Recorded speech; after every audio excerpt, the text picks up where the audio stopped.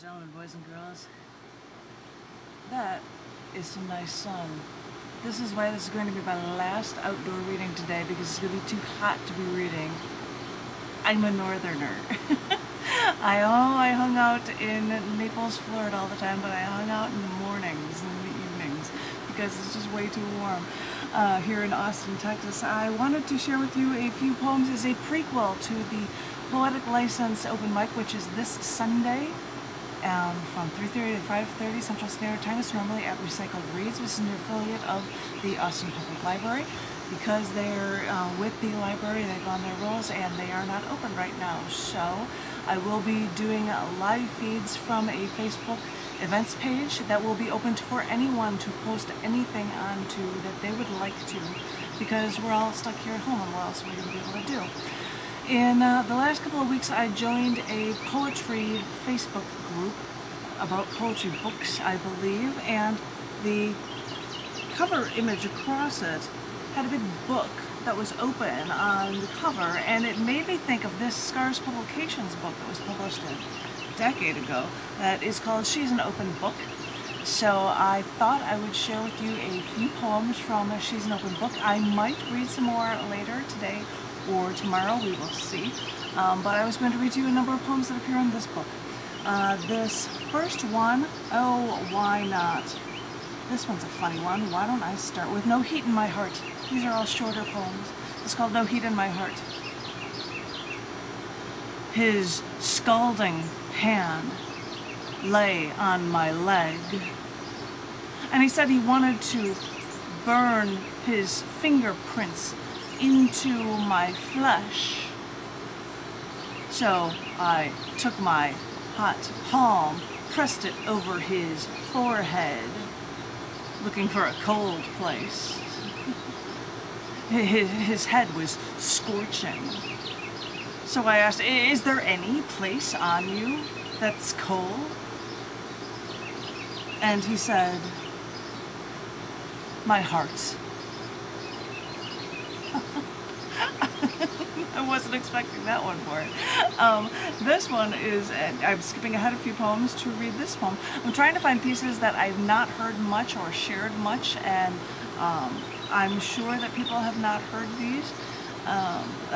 Most definitely around in the Austin area. It's probably been a decade in Chicago, if it was ever shared at all. This poem that is called 3 Minutes for $3. When the economy is down and women are expected to get ahead on their own, the men go off to war and women are suddenly alone trying to make ends meet. In Honolulu during World War II, the women saw fleets of men sailing in and out of their ports. The police would condone it. It's good for the military's morale. So prostitution became legal, and suddenly all the women were finally needed for something. But when the ladies of Hotel Street saw literally hundreds of men standing in line around the block, well, they had to come up with a system. This was a business, you see. Put your morality on the line. Offer 3 minutes for $3. This is a business, you see. Call it a bull ring or a bullpen, but have 3 rooms in a circle. One for the men to undress and wait in, one for the 3 minutes, and one to get dressed in before leaving. Over 100 a day is no problem when you check your morals at the door, but you have to keep up the pace. You only have time off for menstruation, and they'll ship you back to the mainland if you don't follow the police rules. Don't live outside the brothel. Don't shop in the well-known stores or frequent well-to-do restaurants. Don't date anyone. Don't buy property. And don't mind the disrespect. Don't mind the vulgarity or abuse.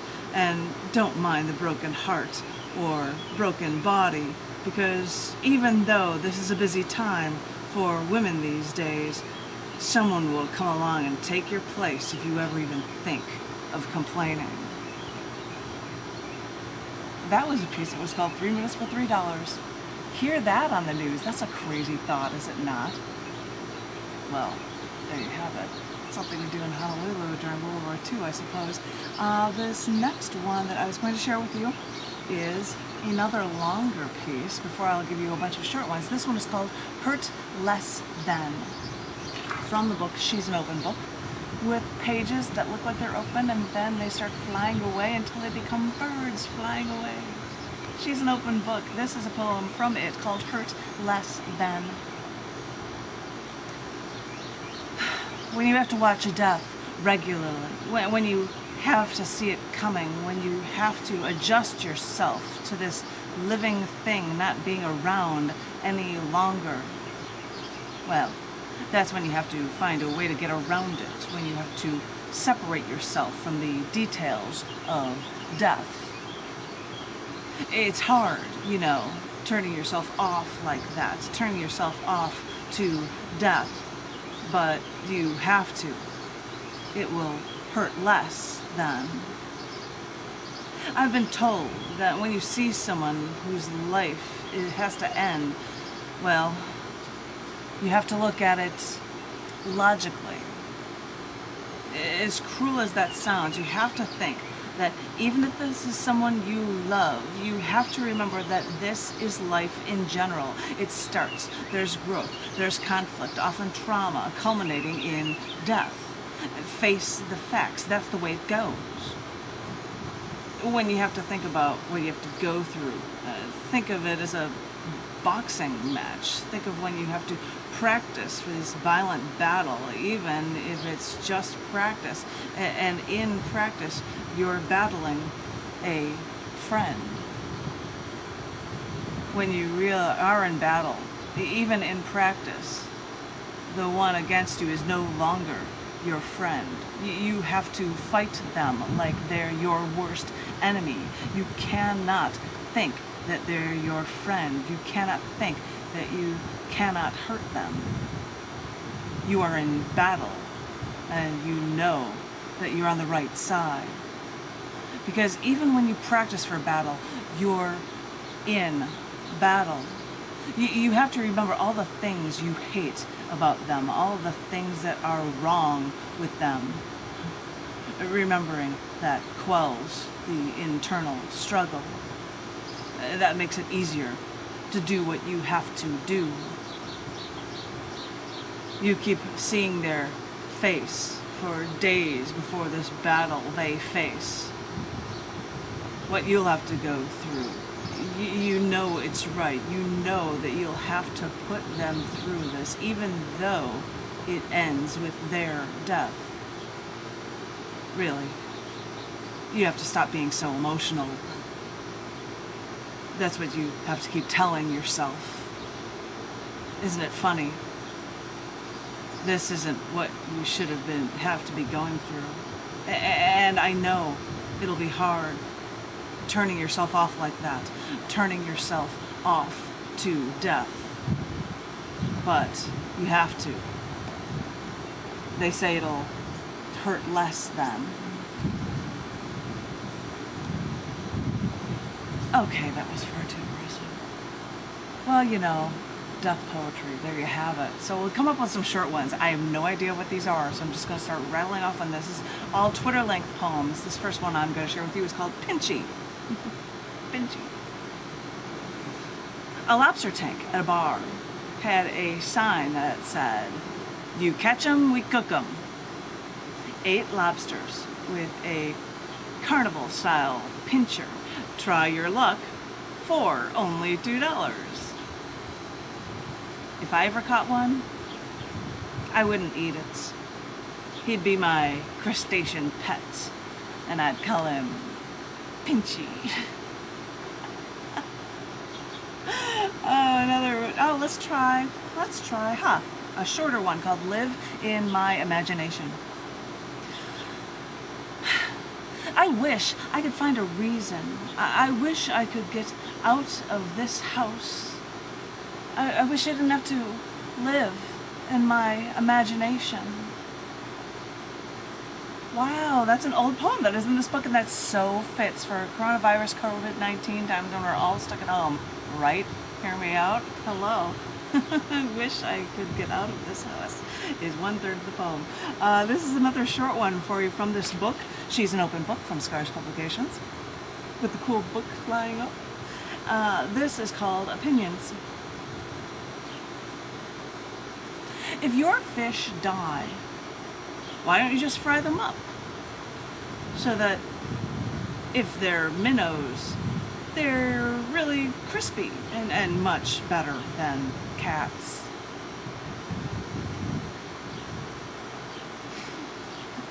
Sharing opinions, apparently. I have another short one for you. I'm going to rattle these off. This one is called Somewhere Else. We'll put sharp metal points on top of the sidewalk fire extinguishers. We don't care if you're tired. Look for a seat somewhere else. I'm sure New Yorkers know what I'm talking about on that one, finding fire hydrants with metal spikes on them because you don't want people hanging out on them. Even regular days or not, I'm sure that like New Year's, probably everybody would be like parked on that or trying to be able to get around out on the street to see the ball drop. Anywho, but that makes me think of New York when I see that one. This one is a short piece called Rushed. R-U-S-H-E-D, Rushed. A woman 2 weeks overdue with twins, chain smokes, aspires to move to a 2-bedroom apartment. After 15 minutes and 4 cigarettes, I rushed to get my new baby away. Aww. Aww. Try to protect your little ones. This one is called Bar Poem 2010-0423. A 2-liner, really short. And I tried to shake my confusion out of my head as I drank my beer. Bar Poem. Let's try, how about this one? Just Let It Glide Over Me. There's 5 on this page, I'm choosing one. Just Let It Glide Over Me. That's why I don't write poetry. I don't want to let things sink in. I'm shallow that way. I don't need to face things that way. Just let it glide over me.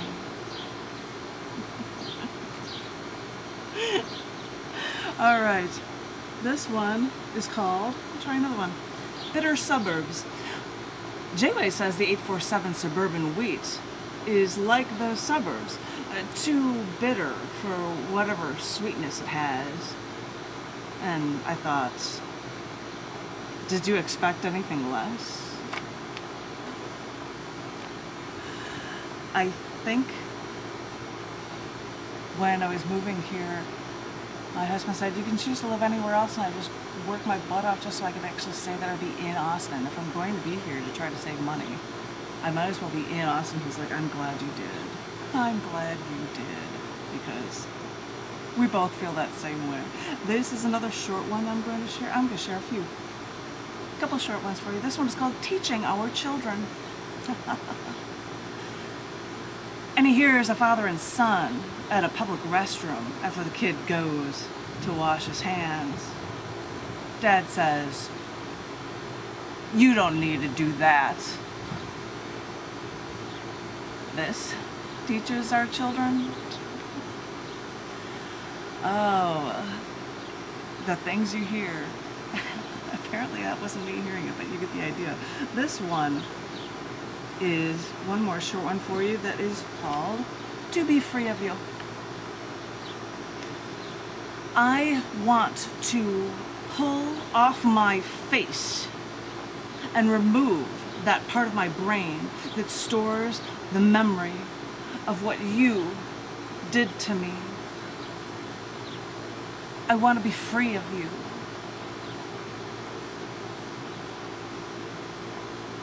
I'm going to share one more for you guys from this book, and I think if I'm going to share any more, this is going to be indoors. This is a poem that is called Out of the Space Program. I've never read this before. Let's see how it goes. Out of the Space Program. NASA's spacesuits have evolved over the years. I mean, back in the 60s, even going to the moon, their suits were actually paper thin. And by the 80s, there was more elasticity in joints. But spacesuits were heavier, thicker, you know, tougher to toughen the edges to protect the people. Now they make them with thinner, more stronger skins with built-in potential injection points, you know, in case an astronaut needs adrenaline for energy or morphine for pain. Now, since we're an outsourcing nation, NASA looked to other companies in other countries to help create these spacesuits who can utilize their technology. Who says that we don't get anything out of the space program? Well, the military offered to help help out NASA, and now this ingenious spacesuit technology is being used in battle. I know NASA is a government agency, but it's just fascinating to see how our space exploration is now linked to the military. What the hell? I guess I should know better. I mean, the military wanted to explode nuclear bombs on the dark side of the moon. I'm sure it's good to give emergency injections for pain to our soldiers in battle. So, who says we don't get anything out of the space program? And you know, after all these years, you've seen that SpaceX is actually bringing people, you know, a private company. Thank you, Elon Musk, for bringing people to the International Space Station. And we're actually getting, instead of having to pay another country to ship ourselves up there, even though we used to be the original ones, the United States, to do spaceflight. It's crazy to think of all these things, and I would look forward to sharing more poetry with you, but I think I'm going to do it indoors just because of the heat here in Texas and Austin, because, you know, it's not even summer yet, so it should already be incredibly warm. I hope everyone is having a wonderful, wonderful morning. I hope everyone stays safe and stays poetically inclined, and I will hear from you.